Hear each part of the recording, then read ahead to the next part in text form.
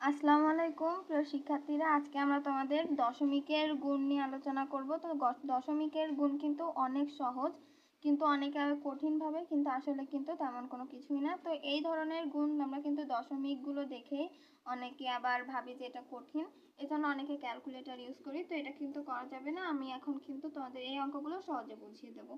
তো এখানে আমরা কিন্তু প্রথমে এই অঙ্কটা সলভ করব। তো এই অঙ্কটা আমরা এখানে দিয়ে দিলাম। তো এখানে আমরা এটা দেওয়ার পরে আমরা যেরকম নর্মালি গুণ করি 6 * 48 এরকম করে গুণ করব। তো এখানে 6 * 48 বসিয়ে দিলাম। এবং আমরা কিন্তু সবসময় জানি দশমিকের এই পাশে যে শূন্যটা থাকে এটার কোনো দাম নেই। এখানে দেখো দশমিকের পরে ডান সাইডে কয়টা সংখ্যা আছে? ডান সাইডে একটা সংখ্যা আছে, তার মানে আমাদের দশমিকটা বলবে এই ডান সাইডের একটা সংখ্যা পরে। আর এখানে কিন্তু আমাদের পরে শূন্য দিলেও কোনো সমস্যা হয় না। তো তারপরে কি হয়েছে, এটাই কিন্তু আমাদের অ্যান্সার।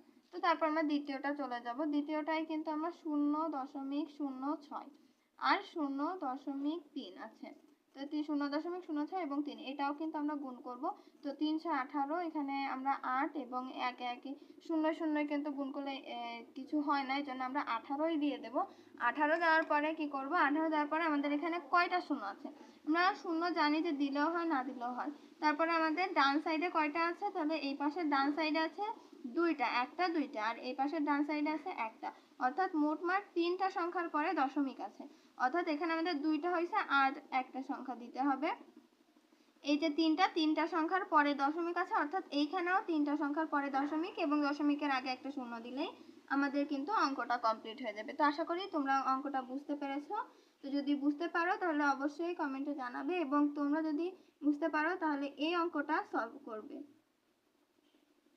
কমেন্টে সবাই উত্তরটা জানিয়ে দেবে। আসসালামু আলাইকুম।